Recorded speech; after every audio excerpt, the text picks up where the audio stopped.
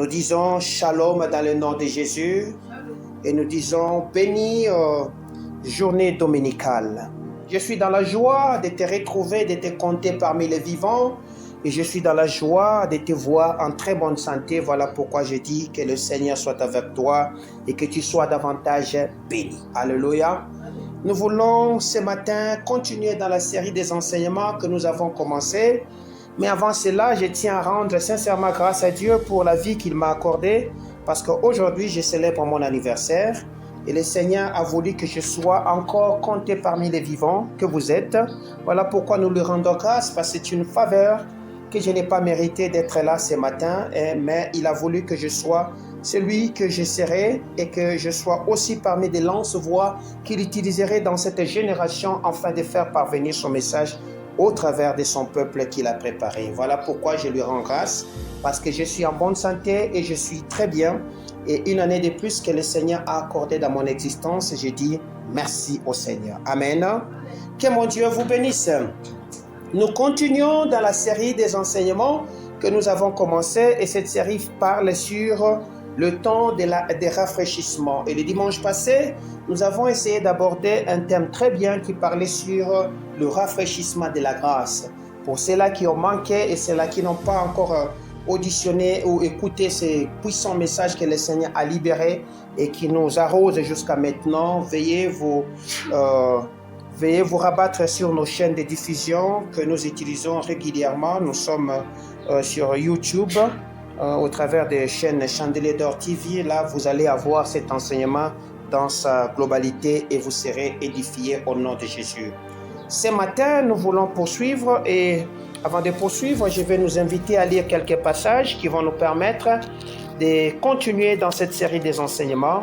Nous sommes dans le livre de Actes des Apôtres, le chapitre 1er, le verset 6 jusqu'au verset 7e. Alléluia. Et nous allons lire encore Luc chapitre 17, le verset 20 jusqu'au verset 21.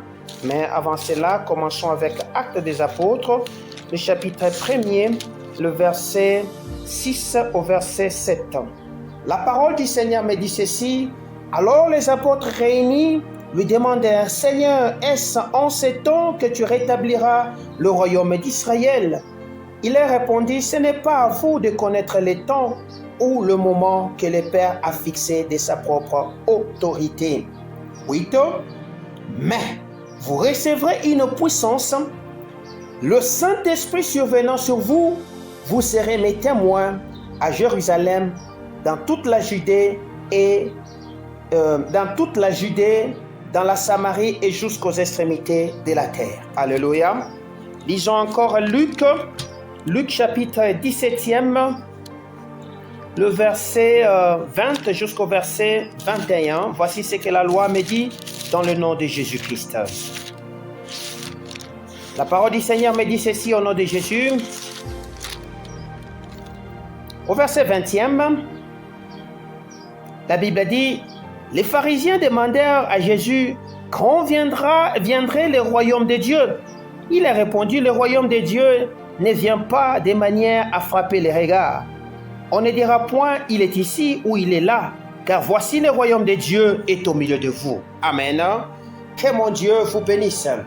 Nous parlons ce matin de rafraîchissement de la puissance. Alléluia. Il y a quelque temps, j'ai vu un homme qui était en train de se plaindre. Cet homme était en train de se dire, mais jusqu'à quand?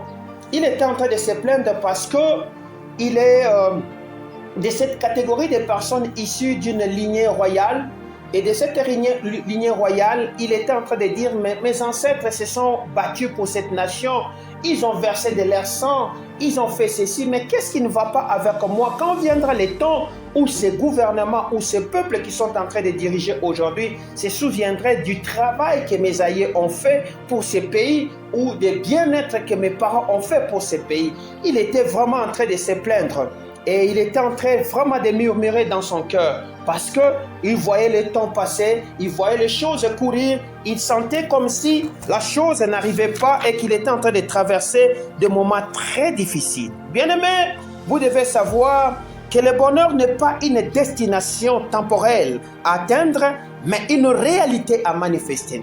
Évidemment, lorsque nous rentrons dans les textes et que nous sommes en train de développer ce matin, vous allez comprendre qu'il y avait cet événement est en train de se dérouler dans un moment où Jésus était ressuscité et Jésus était en train de passer un temps avec les apôtres. Il était en train de discuter avec eux. Après sa résurrection, lorsque Jésus passait, il était en train de continuer le travail qu'il faisait, c'est-à-dire il enseignait et il préparait les apôtres à la mission qu'il devait aller, qu'il devait leur confier. C'est là que les apôtres curieux et impatients vont lui poser la question de savoir, mais où? Mais quand est-ce que le royaume de Dieu sera rétabli? Évidemment, c'est normal. Ils étaient en train de chercher à connaître le calendrier divin. Ils étaient en train de chercher à connaître les dates précises des événements qui devraient accompagner le rétablissement de ce royaume qu'eux, ils appelaient le royaume des cieux, en respect de la parole de Dieu, parce que le royaume des cieux est ce que nous appelons aujourd'hui le royaume de Dieu. Alléluia. Mais j'ai été frappé par une très belle réponse que Jésus était en train de leur dire. La réponse de Jésus était en train de s'adresser à ce peuple en ces termes, en disant, ce n'est pas à vous de connaître les temps ou le moment que le Père a fixé de sa propre autorité. C'est pour dire quoi? C'est pour dire que la notion du temps, le temps n'est pas contrôlé par l'humain. Le temps n'est pas contrôlé par l'homme. C'est vrai que lorsque vous lisez la théorie sur le temps ou la division du temps, vous allez comprendre que le temps, c'est un mystère qui est combiné et ce mystère, c'est un mystère qui régule l'existence de l'homme sur la terre et ce mystère régulant l'existence de l'homme sur la terre est chronométré. Voilà pourquoi nous parlons du temps chronos et il y a un autre temps que nous ne contrôlons pas. Et c'est temps que nous n'avons pas une mainmise sur ces temps, c'est le temps que Dieu lui-même fixe et le temps que Dieu lui-même contrôle. Ces temps, c'est ce que les hommes ont appelé, c'est ce qu'on appelle le temps kairos ou le temps que Dieu a en sa main. Alléluia. Et dans tout ça, nous comprenons que c'est un mystère parce que lorsque Jésus est en train de s'adresser au peuple, il dit au peuple, ce n'est pas à vous de connaître les temps, mais vous recevrez une puissance. Ce n'est pas à vous de connaître les temps. Et lorsque je rentre dans les lamentations de cet homme que j'étais en train de voir à mon côté et qui se plaignait de savoir, mais jusqu'à quand, la réponse devient claire. Ce n'est pas à lui de connaître les temps. Ce que cet homme est en train de faire ou ce que cet homme ne sait pas faire et qu'il ne le met pas dans la manifestation de ce qu'il veut avoir, c'est parce qu'il y a des notions qui l'échappent, il y a des choses qui ne sait pas contrôler. Nous avons dit que lorsque le Seigneur commence à parler par la bouche de Pierre et il adresse ses messages à la nation, il dit « Convertissez-vous afin que des temps de rafraîchissement arrivent ». C'est-à-dire qu'il y a un certain nombre de temps que le Seigneur contrôle qui arrivent lorsque nous obéissons à un certain nombre de lois ou de conditions, nous les remplissons telles que le Seigneur veut que nous puissions les remplir. Alléluia. Bien-aimé, il ne s'agit pas de tenter de dévier ou de calculer le temps dans lequel la manifestation de la gloire doit venir ou de nous détourner de l'essentiel pour faire comme si nous étions en train de faire une course contre le temps. Parce que lorsque vous courirez sur le temps, vous passerez à côté de la manifestation de la gloire que le Seigneur a prévue pour vous. Ce que le Seigneur veut, c'est que vous puissiez faire quoi? Manifester la puissance qu'il a mis en vous. Nous voulons alors ce matin chercher à comprendre comment est-ce que le Seigneur rafraîchit la puissance et comment est-ce que le Seigneur nous met et voudrait à ce que nous puissions manifester la puissance. Alléluia. Parce que lorsque la question ou le préalable est posé, le préalable était posé pour savoir quand est-ce que viendra le temps du rétablissement. Alléluia. Il y a un certain préalable qui sont posés où tu te poses la question, mais jusqu'à quand? C'est que Dieu a dit, ça va se manifester. Ou quand est-ce que je vais entrer dans la plénitude des manifestations des paroles ou des choses que le Seigneur a fixées dans son temps. Alléluia. Voilà pourquoi je voudrais ce matin ensemble avec vous que nous puissions comprendre, que nous puissions étudier certaines choses. Et c'est vrai que pendant ce temps, les apôtres étaient en train de s'attendre à ce qu'il y ait un rétablissement, un royaume qui viendrait pour se manifester. J'ai été très bien émerveillé par la réponse de Jésus quand Jésus-Christ est en train de répondre dans la lettre de Luc, où il est en train de dire ceci, il dit que ce n'est pas, et on ne dira point, il est ici ou il est là-bas, car le royaume de Dieu est au milieu de vous. Alléluia. Le royaume de Dieu est au milieu de vous. Si le royaume de Dieu est au milieu de nous, alors nous devions chercher à comprendre, parce que beaucoup de gens ne savent pas, évidemment, c'est quoi le royaume des cieux ou le royaume de Dieu. Alléluia. Bien-aimé, je suis allé chercher à comprendre pour fixer l'idée de cet enseignement ou de ce que le Seigneur voudrait que nous puissions comprendre ce matin. Le royaume des cieux désigne plusieurs choses. Lorsque le Seigneur Jésus-Christ parle, ou lorsque la Bible fait mention du royaume des cieux ou royaume de Dieu, alléluia, il y a plusieurs choses qui interviennent. La première des choses qui intervient, c'est ce que nous appelons le règne souverain de Dieu. Alléluia, c'est ce que nous appelons le règne souverain de Dieu. Le règne souverain de Dieu, c'est quoi? C'est la réalité du gouvernement de Dieu et de son autorité sur la création. Alléluia. C'est la réalité du gouvernement de Dieu et de son autorité sur la création que vous êtes. Et lorsque cette réalité se manifeste, nous avons la manifestation du règne de Dieu. Alléluia. Ou du règne de Dieu, ou le royaume, l'établissement du royaume de Dieu. Est-ce que je parlais bien? La deuxième réalité qui désigne le royaume des cieux, qui désigne le royaume des cieux, c'est l'état de la grâce et du salut. C'est-à-dire, c'est la relation avec Dieu rendue possible par la foi que nous attachons à Jésus-Christ. Est-ce que je parle bien? C'est cet état de la grâce qui définit le royaume des cieux. Cet état du salut ou de la délivrance qui définit le royaume des cieux n'est rien d'autre qu'une relation juste que Dieu établit et qui rend la chose possible, les choses d'en haut possibles sur la terre par la foi que nous attachons à un homme qui s'appelle Jésus-Christ. Est-ce que je parle bien? C'est cette relation là-bas. Alors, lorsque nous fixons ces choses, lorsque nous comprenons ce que c'est le royaume des cieux ou le royaume de Dieu, il est donc impérieux de chercher à comprendre c'est quel rapport maintenant il y a entre le royaume des cieux et la puissance.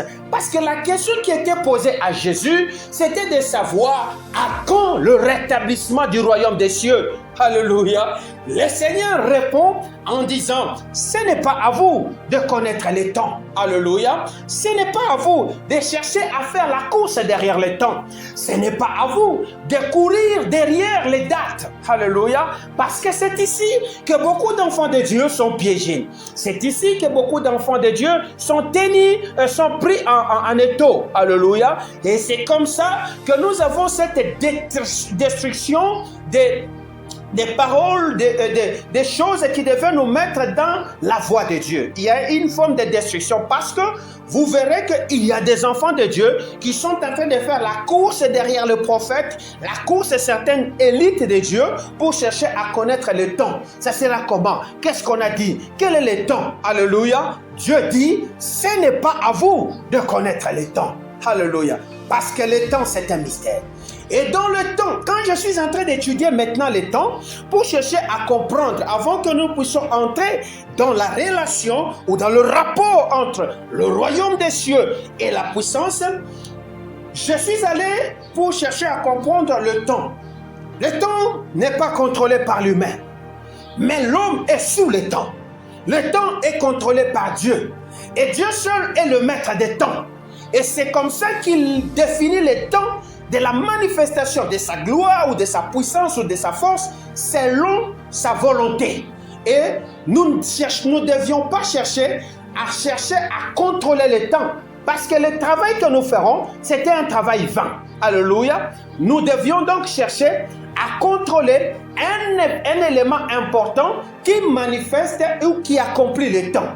Voilà pourquoi le Seigneur, quand il parle du temps, quand on lui pose la question à quand, il dit ce n'est pas à vous de connaître les temps, mais vous recevrez une puissance. c'est là que je suis allé comprendre que le temps est manifesté par une puissance qu'on appelle, ou une force qu'on appelle, ou un être qu'on appelle le Saint-Esprit.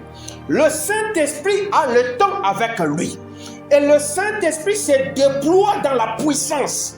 Alléluia, dans le temps. Et lorsque nous recevons le Saint-Esprit, nous laissons que sa puissance se déploie en nous. Nous manifestons les réalités du temps que contrôle le Saint-Esprit. Voilà pourquoi, au commencement, la Bible me dit que la terre était informe et vide, mais l'Esprit était là. Alléluia. L'Esprit qui était là a jugulé, a réagi dans tout le temps pour que tout devienne possible par lui. Et c'est par cet esprit-là que la création a été devenue, la création a été rendue possible. Est-ce que je parle bien? Alors, lorsque vous fixez, vous comprenez que le temps est entre les mains de Dieu. Et que si vous voulez manifester ou naviguer ou nager dans le temps, vous avez besoin de vous laisser transporter par le véhicule qu'on appelle le véhicule de la puissance, qui est un déploiement d'une des fonctions du Saint-Esprit. Est-ce que je parle bien? Alors, lorsque vous êtes dans ce véhicule qui se déploie avec toute son autorité qui s'appelle la puissance, vous allez chercher, vous allez comprendre maintenant le rapport qu'il y a entre le royaume de Dieu et la puissance. Bien-aimé, pour comprendre ce rapport, le Saint-Esprit m'a dit, le Saint-Esprit m'a amené à comprendre quelque chose. C'est-à-dire que la puissance est l'attribut du roi du royaume. Est-ce que je parle bien?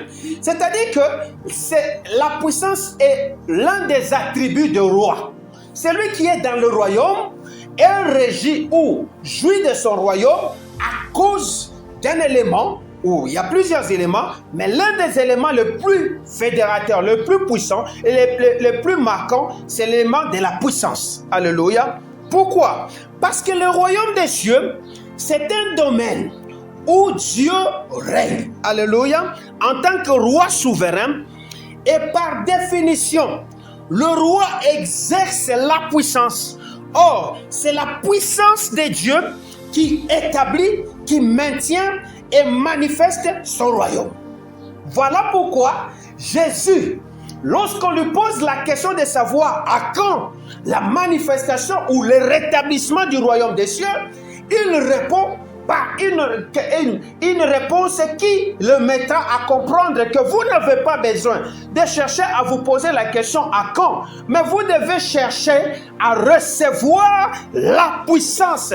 Parce que lorsque la puissance viendra sur vous, vous en tant qu'un royaume de sacrificateurs, vous en tant que de rois régnant dans ce royaume, vous serez établis. Vous vous maintiendrez et vous manifesterez ce royaume qui est en vous. Est-ce que je parle à quelqu'un? Vous manifesterez ce royaume qui est en vous. Donc la puissance est associée étroitement à la manifestation du royaume, est étroitement lié au roi. Voilà pourquoi le roi exerce la puissance. Qui sont le roi? C'est vous et moi que le Seigneur a fait.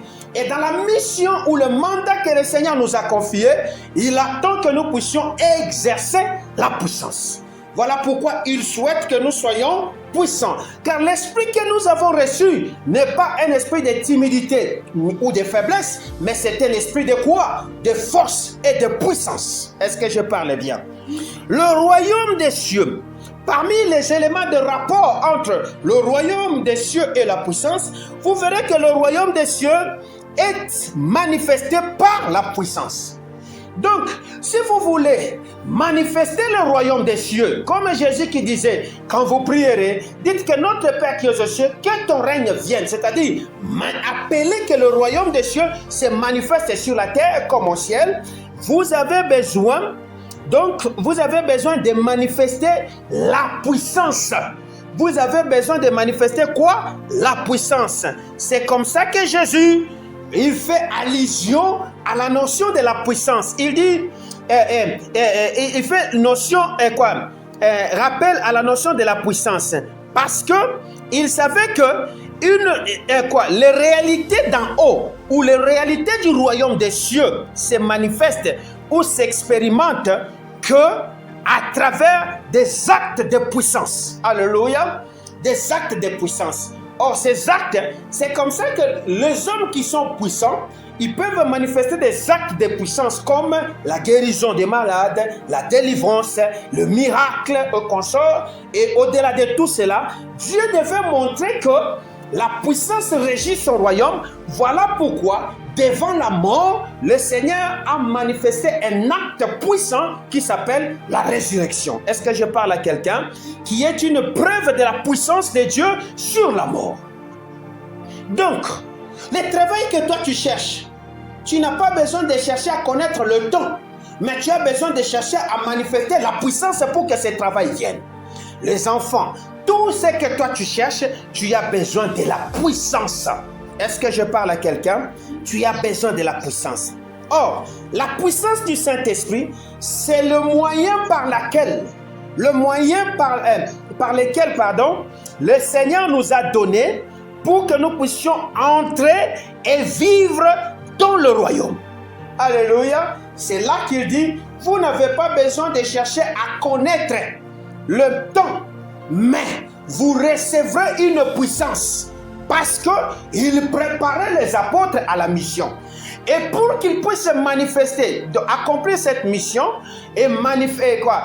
accomplir cette mission parfaitement, ils devaient entrer dans le royaume et vivre comme dans le royaume. C'est là qu'ils devaient commencer donc à manifester ce qui est d'en haut. Et c'est comme ça que quand ils ont reçu le Saint-Esprit, l'œuvre des apôtres a été accompagnée par des signes, des miracles, des prodiges et même des résurrections parce que c'était des hommes puissants.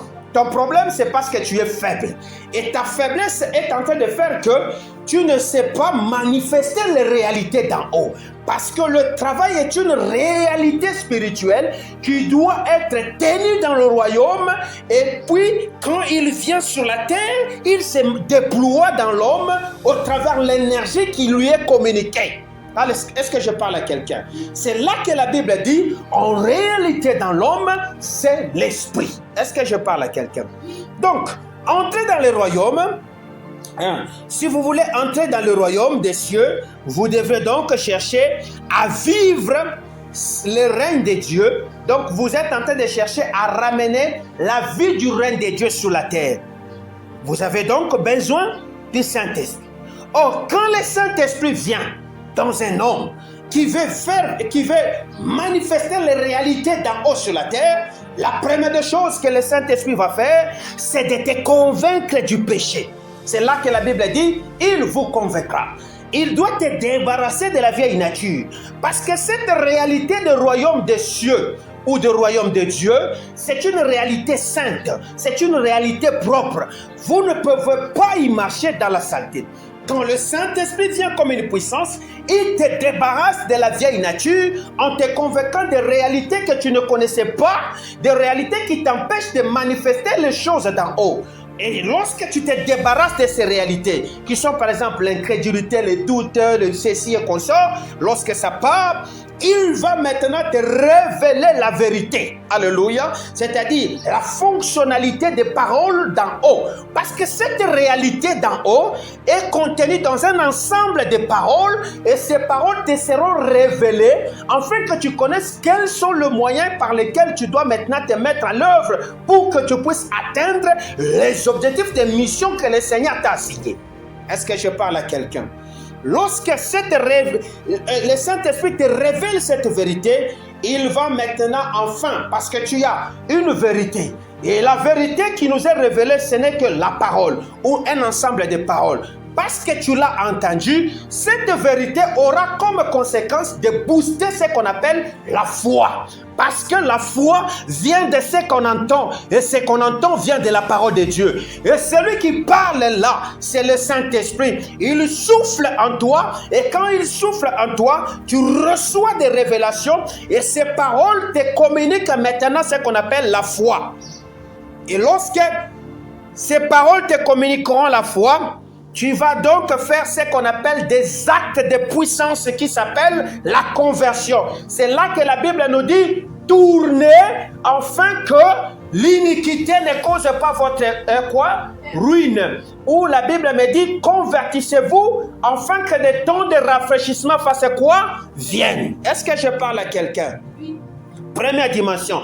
Nous sommes entrés dans la réalité spirituelle qui s'appelle le royaume des cieux. Deuxième dimension, nous voulons maintenant faire quoi? Vivre le royaume des cieux. Nous voulons vivre cela. Que le monde sache que nous sommes maintenant dans cette réalité. Comment est-ce qu'on va vivre cela? Nous devons continuer à manifester maintenant quoi? Les choses du Saint-Esprit. Qu'est-ce qui se passe dans le Saint-Esprit? Le Saint-Esprit t'amènera l'amour. Le Saint-Esprit t'amènera la justice. Le Saint-Esprit te soumettra à vivre dans la sainteté. Alléluia. Et lorsque ces choses sont maintenant à toi, ces choses maintenant, parce que tu vas les appliquer, parce que tu vas les vivre, vont te permettre de surmonter ce que nous appelons les obstacles, les tentations, et te préserver dans la foi, afin que tu sois capable de faire quoi en définitive? De témoigner Jésus. Est-ce que je parle bien? Voilà pourquoi il n'avait pas besoin de connaître les temps, mais de recevoir une puissance qui devait aller venir d'en haut. Et cette puissance s'appelait comment? Le Saint-Esprit. Est-ce que je parle bien? Troisième des choses, dans ce rapport entre le royaume des cieux et la puissance, et la puissance du Saint-Esprit, c'est que c'est quoi? Le royaume. Et la Bible dit, le royaume est proche. Nous sommes proches du royaume juste par la puissance. La puissance nous rapproche du royaume. Alléluia. Voilà pourquoi Jésus commence son ministère en annonçant ce qu'il dit dans Marc chapitre 1, le verset 15. Qu'est-ce que je peux dire? Marc chapitre 1, le verset 15. Voici ce que la parole du Seigneur me dit au nom de Jésus. Marc chapitre 1, le verset 15e. La Bible me dit ceci au nom de Jésus dans la version Louis II. Il disait, le temps est accompli, le royaume des cieux est proche, repentez-vous et croyez en la bonne nouvelle. Le temps est accompli, le royaume des cieux est comment? Est proche. C'est-à-dire, il y a une proximité qui a été rendue possible par la puissance qui agissait en Jésus. La proximité avec Jésus rend les choses possibles. Alléluia. Et accomplit les temps. Donc, le temps est une révélation. Le temps est un homme qui est une incarnation. Le temps s'incarne dans une réalité qui s'appelle qui est un homme qui s'appelle le Christ. Lui connaît le temps, mais il n'est pas contrôlé dans le temps. Et lui rend les choses possibles pour que le temps ne soit pas un poids sur ses enfants, mais que le temps leur serve de moyen d'accomplissement de la mission par laquelle il devait faire quoi? Passer. Est-ce que je parle à quelqu'un? La dernière des choses dans ce rapport, c'est que vous devriez comprendre que la puissance est ce qui définit le royaume des cieux. Alléluia. La puissance définit le royaume des cieux. La puissance est à la fois caractérisée, ses caractères, intrinsèques de Dieu en tant que roi. C'est un caractère qui lui est inné en tant que roi. Alléluia. Et c'est le moyen par lequel son royaume est manifesté et communiqué aux hommes.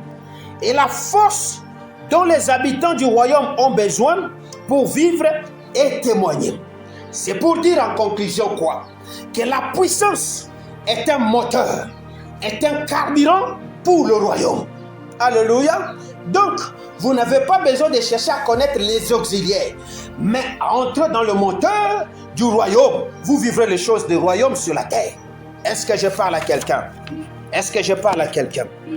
Deuxième rapport, que nous voulions comprendre pourquoi Jésus disait, vous n'avez pas besoin de chercher à connaître le temps, mais vous recevrez une puissance. Le deuxième rapport, c'est le rapport que j'ai cherché à comprendre entre le temps de rétablissement du royaume des cieux et la puissance. Le rétablissement. Les apôtres cherchaient à comprendre à quand le temps du rétablissement du royaume des cieux. À quand? C'est comme ça que Jésus va leur expliquer en trois petits points. Que ce temps, il va leur expliquer que le temps n'est pas de votre domaine. Le temps, quand est-ce que je vais travailler? Quand est-ce que j'aurai ceci? Ce n'est pas de votre domaine. Mais vous, votre domaine, c'est le domaine de la mission où vous avez besoin de la puissance afin d'accomplir. Alléluia. Parce que nous sommes sur la terre en tant que qui? Missionnaires. Est-ce que je parle à quelqu'un? Donc, la puissance n'est pas donnée pour connaître les temps. Mais la puissance nous est donnée pour accomplir la mission que Dieu nous confie. Donc, quand la puissance du Saint-Esprit vient en toi, sache qu'il y a une mission à accomplir. Donc, parce que tu es né dans cette famille là-bas, et que tu es de la lignée royale, et que tu crois que tu as des choses à accomplir dans cette lignée là-bas, cherche au contraire quoi? La puissance. Parce que c'est cette puissance qu'on t'a volée qui te fait perdre les opportunités. Laïka, est-ce que je parle à quelqu'un? Qui te fait perdre les opportunités. Donc, tu n'es pas tellement fort spirituellement. Tu es faible. Et c'est comme ça que ta puissance est quoi? Tu n'atteins pas les objectifs que le Seigneur t'a assignés. Pour atteindre ces objectifs, j'ai besoin de la puissance. Voilà pourquoi la Bible dit, je souhaite que tu sois puissant. Est-ce que je parle à quelqu'un? Je souhaite que tu sois puissant. La puissance est le moyen de proclamer le royaume des cieux. Jésus savait que si les apôtres n'avaient pas la puissance, mais ils avaient le temps, ils ne proclameraient pas le royaume des cieux. Voilà pourquoi à sa résurrection pendant son enseignement, il leur dira, vous n'avez pas besoin de connaître les temps, mais vous avez besoin de quoi? De la puissance. La puissance est un moyen qui nous sert de proclamer.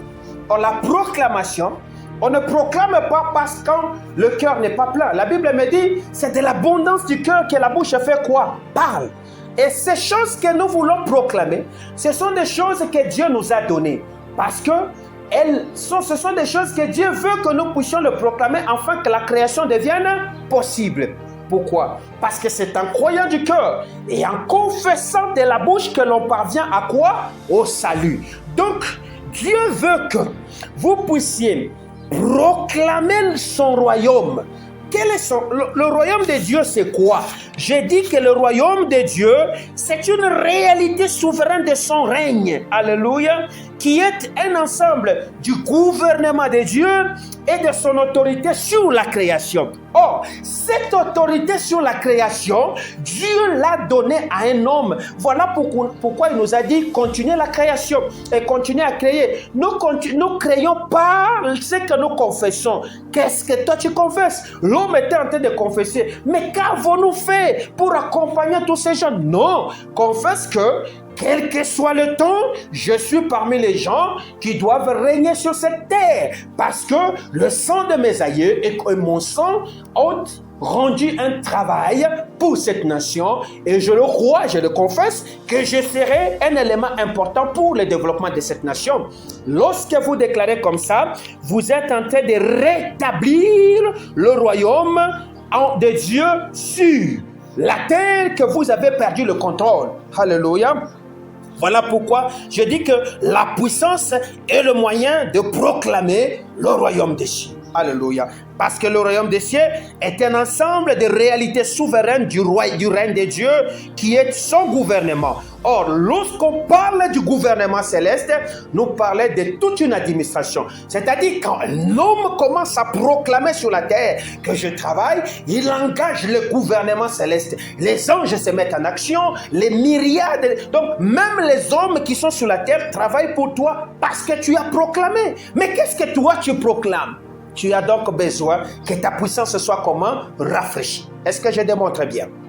deuxième des choses, c'est que nous avons dit que le royaume de Dieu, c'est un état de grâce, c'est un état de salut qui s'établit par une relation juste entre Dieu et ses sujets que nous sommes, qui rend possible les choses par la foi. Alléluia. La grâce est rendue possible par la foi. Le salut est rendu possible par la foi. Mais pas n'importe quelle foi, mais une foi qui est attachée à Jésus. Est-ce que je parle à quelqu'un? Est-ce que je parle à quelqu'un? Donc, parce que la foi se déclare, la foi c'est vie, vous avez besoin de faire quoi? De proclamer. Vous comprenez donc que la puissance, c'est un moyen que le Seigneur utilise pour proclamer son royaume. Voilà pourquoi. Parce qu'ils savaient que les apôtres devaient aller annoncer la bonne nouvelle, ils avaient besoin de quoi? De la puissance. C'est-à-dire, le rétablissement du royaume devient un processus qui inclut la venue de Jésus, la mort de Jésus, sa résurrection, la descente du Saint-Esprit, la prédication de l'Évangile et son retour. Dieu veut que nous puissions proclamer ces choses, le déclarer. Que si Jésus a vaincu la mort qui affecte ma famille ne pourra pas me vaincre parce que Jésus a déjà fait quoi? Vaincu ces choses.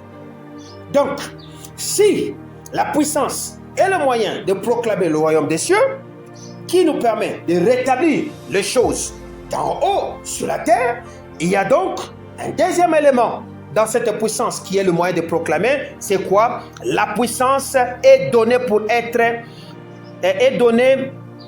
pour des êtres actifs dans le processus. Alléluia. C'est-à-dire la puissance vous est donnée afin que vous ne deveniez pas faible. Voilà pourquoi on dit l'esprit que nous avons reçu n'est pas un esprit de timidité ni de faiblesse, mais un esprit de quoi? De puissance. Donc, quand la puissance vient, elle vous met en action. Est-ce que je parle à quelqu'un? Elle vous met en action dans le processus que le Seigneur a établi pour mission que toi, tu dois accomplir sur la terre. Est-ce que je parle à quelqu'un? Alors, cela va te permettre de proclamer la vérité de Dieu, de manifester ses effets au travers l'amour, la guérison, la justice et tout le reste. Et aussi, parce que la troisième réalité, la puissance est un besoin qui nous permet de connaître les temps. Donc, si vous voulez connaître les temps que Dieu permettra que toi tu travailles, que tu aies tout ce que tu veux avoir sur la terre, tu as besoin de la puissance. Parce que la puissance va te mettre de communiquer la connaissance. Or, si la connaissance nous est communiquée par la puissance, donc dans la puissance, il y a des éléments qu'on appelle des clés. Voilà pourquoi Jésus a dit, il nous a donné les clés du royaume. Or, les clés là dont on parle, c'est quoi? Ce sont des ensembles de paroles qui sont des connaissances. Donc, ceux qui travaillent, ils ont la connaissance. Ceux qui ont des maisons, ils ont la connaissance. Donc, tout domaine, vous avez besoin de la connaissance. Derrière chaque puissance, il y a une connaissance qui vient et qui vous permet d'agir dans le temps. Donc, le temps qui est contrôlé par Dieu, nous pouvons naviguer dans ces temps juste en ayant un élément qui s'appelle la puissance, parce que dans la puissance, nous avons la connaissance. Or, si nous avons la connaissance dans la puissance, cela veut dire c'est le Saint-Esprit qui nous communique la puissance. Est-ce que je parle? Et je parle bien. Ça vous permet de connaître les temps, mais aussi de vivre les temps et d'agir avec puissance. Voilà ce que fait la puissance. Donc, si cette puissance fait toutes ces choses, vous avez besoin de faire quoi? De la proclamer. Or, est-ce qu'on peut proclamer la puissance? Non. Or, est-ce qu'on peut déclarer la puissance? Oui. La puissance, selon ce que je viens de dire, devient une parole d'autorité qu'on exerce. Voilà pourquoi les rois sont puissants. Ils sont juste puissants, non pas parce qu'ils ont des tuniques ou des habits, mais à cause des paroles d'autorité qu'ils ont. Voilà pourquoi j'ai dit que le royaume des cieux, c'est une réalité de gouvernement spirituel et de l'autorité de Dieu. C'est là que le Seigneur a dit, annonce les principes en disant, il nous a donné le pouvoir. Parce que dans la puissance, il y a le pouvoir. En son nom, de faire quoi? De chasser les démons.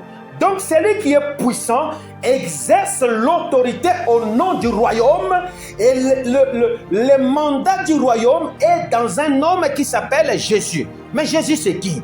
Jésus c'est l'ensemble des paroles révélées. Voilà pourquoi il dit je suis la parole. Il est la parole. Alors dans cette révélation que tu auras, déclare, proclame, enseigne-les, tu vivras la transformation.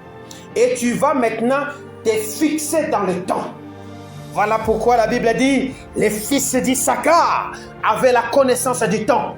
Cette connaissance, c'est-à-dire, ils avaient des ensembles de paroles de temps pour lesquelles ils pouvaient agir. Est-ce que je parle bien? La dernière des choses dans ce rapport, c'est que vous allez comprendre que la puissance est indépendante du calendrier divin. La puissance ne dépend pas du calendrier divin. La puissance agit n'importe quand, n'importe comment, n'importe où. Vous avez juste de demander cette puissance, ça va agir. Alors si vous voulez vous mettre dans le chronogramme de Dieu, vous n'allez pas agir parce que le royaume est déjà là. Est-ce que je parle bien? Est-ce que je parle bien? Alors nous disons ceci. Nous disons que le royaume des cieux agit déjà. Parce que Jésus a dit, vous n'avez pas besoin de chercher à connaître à quand. Alléluia. Mais vous recevrez une puissance. Lorsqu'il parle dans Luc, il dit, ce n'est pas ici, ce n'est pas là-bas. Le royaume des cieux est déjà là. Le royaume des cieux est dans vous, en tant qu'humain. Dès l'instant que vous avez dit, oui, Jésus, je suis là. Le gouvernement de Dieu est en vous. L'autorité de Dieu est en vous. Ton problème, c'est que tu n'exerces pas ton pouvoir et tu n'exerces pas ta puissance. C'est comme ça que tu es en train de faire la course du temps. Or, la course du temps est une perte du temps. Alléluia. Vous ne devez pas faire la course du temps, mais vous deviez chercher à augmenter la puissance qui est en vous, afin de vous fixer dans votre temps. Parce que le temps que vous êtes venu sur la terre, vous n'avez pas choisi et vous ne saviez pas quand est-ce que vous serez sur la terre. Le temps que vous partirez de la terre, vous ne le connaissez pas non plus parce que c'est un mystère que Dieu contrôle. Mais il y a un élément qui nous permet de naviguer dans ce temps. Ça s'appelle la puissance. Et derrière cette puissance, il y a des paroles révélées. Bien-aimé, tu vas travailler si tu veux être puissant. Bien-aimé, tu auras ce que tu veux avoir si tu veux être puissant. Voilà pourquoi tu as besoin d'être rafraîchi dans cette puissance. Pourquoi? Parce que vous avez déjà la puissance. Mais cette puissance a fait quoi? A perdu de son autorité, a perdu de son pouvoir à cause de l'influence extérieure. Est-ce que je parle à quelqu'un? La puissance du royaume des cieux agit dans notre vie de manière active en nous donnant la capacité. Quand la puissance vient, elle te donne la capacité. C'est-à-dire, voilà pourquoi Paul, quand il parle aux Colossiens, il dit, nous rendons continuellement grâce à l'Éternel qui nous a rendus capables d'avoir part à l'héritage des saints. Alléluia. Il nous a rendus capables d'avoir part à l'héritage des saints. C'est-à-dire, la puissance te rend capable d'avoir part à des choses que tu ne méritais pas. Et quand ça te rend capable, Dieu attend maintenant que tu puisses quoi? Le manifester. Parce que les capacités, tu les as. Les capacités, tu les as. Capacité d'opérer dans le domaine du miracle, tu as. Capacité de guérison, tu as. Capacité de travailler, tu as. Capacité de démarrer, tu as. Capacité, tu as toutes ces capacités en toi. Problème, il faut exercer la puissance. Or, exercer la puissance, il faut proclamer la puissance. Il faut déclarer la puissance. Il faut parler. Alléluia, devant les montagnes, devant les difficultés, exercer la puissance. Ne cherchez pas à connaître quand est-ce que je serai délivré. Proclame que tu es déjà rendu libre parce qu'un homme a terminé le travail. Donc, elle vous donne la capacité surnaturelle de vivre selon les valeurs de Dieu. Alléluia. De manifester les valeurs de Dieu, de proclamer les valeurs de Dieu. C'est comme ça que j'ai dit. Alléluia. Que le bonheur n'est pas une destination temporaire. C'est-à-dire tes bonheurs là que toi tu cherches là. Si tu les cherches selon le temps, tu vas les rater. Alléluia. Le bonheur n'est pas une destination temporaire à atteindre, mais une réalité à manifester. Le bonheur est une réalité à manifester. Le travail est une réalité à manifester. La naissance, les enfants, le couple, tout ce que tu désires, ce sont des réalités à manifester. Et ces réalités à manifester sont des révélations que Dieu nous a déjà données. Et nous les manifestons en les déclarant, en croyant du cœur et en confessant de la bouche. C'est alors que ces réalités se manifestent et nous sommes fixés dans le temps. Est-ce que je parle à quelqu'un? Je dis ceci. Il ne faut pas être focus, c'est-à-dire vous focaliser sur quand. Quand est-ce que je vais travailler? Quand est-ce qu'il viendra? Quand est-ce qu'il y aura ceci? Non. Cela va vous rendre passif, c'est-à-dire ça va vous rendre inerte, vous bloquez sur une chaise sans que vous ne puissiez agir. Or, Dieu n'aime pas les passifs, mais Dieu aime les actifs. Est-ce que je parle à quelqu'un? C'est-à-dire, le focus sur les quand nous rend passifs, mais le focus ou la concentration sur la puissance nous rend actifs. Alléluia. Lorsque je me concentre sur la puissance, je deviens actif. Mais quand je dis quand, je vais attendre. C'est une loi naturelle. Tous ces gens qui se posent quand, ils attendent, ils n'agissent pas. Troisième des choses que vous devez fixer comme une conclusion, c'est quoi? C'est que le royaume des cieux est déjà présent, mais il y a une part de réalité aussi à venir. Il y a le présent, il y a le futur dans le royaume des cieux. Il y a une part de réalité présente que Dieu attend. Voilà pourquoi, lorsque Paul ou Pierre pose la question à Jésus, mais nous avons tout abandonné, femmes, enfants, famille, qu'avons-nous à mériter de ce travail? Il dit, il n'y a personne qui ait abandonné son père, sa mère, son travail et tout, qui n'héritera dans le siècle présent comme dans le siècle à venir. Alléluia. Donc, le royaume des cieux est déjà présent. Avec qui? Jésus. Alléluia. Et Jésus attend que nous puissions manifester cette réalité sur la terre. Et nous allons le manifester parce qu'il y a une loi, il y a une parole qui confirme qu'il y a une part d'héritage à manifester présentement. Dans cette part d'héritage, c'est là qu'il y a le mariage, c'est là qu'il y a le travail, c'est là qu'il y a la maison, c'est là qu'il y a le voyage, c'est là qu'il y a la distinction, c'est là qu'il y a le succès, c'est là qu'il y a l'élévation, c'est là que nous triomphons sur le péché, c'est là que nous triomphons sur la pauvreté et toutes les réalités de ce monde, c'est là qu'il y a tout. Alléluia, dans cette part que nous devons manifester sur la terre. Alors, si tu manifestes la pauvreté qui est dans le domaine du passif, c'est parce que tu es focus sur le temps. Alléluia. Si tu manifestes la stérilité, c'est parce que tu es focus sur le temps. Si tu manifestes certaines choses qui s'appellent blocage, limitation, c'est parce que tu es focus sur le temps. Je t'annonce la bonne nouvelle que le Seigneur me donne pour toi. Il dit, réinitialisez le système, c'est-à-dire rafraîchissez votre puissance et focalisez-vous sur la puissance. C'est-à-dire, le rafraîchissement de la puissance devient une concentration exclusive que nous mettons sur la puissance de Dieu. Or, cette puissance, c'est un ensemble de paroles que Dieu attend que je dois déclarer. Qu'est-ce que le Seigneur a dit pour 2025? Il a dit, nous allons récolter au centuple. C'est-à-dire, quel que soit le désert que je peux connaître, dans le domaine du mariage, dans le domaine du travail, dans le domaine professionnel, dans n'importe quel domaine, je dirais, je suis une réalité de la manifestation au centuple de la gloire de Dieu. Même si les blocages sont là, je manifeste au centuple. En cette année, tu continues à le déclarer jusqu'à ce que cette puissance va prendre forme et se fixer dans le temps, et c'est comme ça que tu vivras. Est-ce que je parlais à quelqu'un? Oui. Est-ce que je parlais à quelqu'un? Oui. Acclamons Jésus. Que mon Dieu vous bénisse. Voilà la manière que le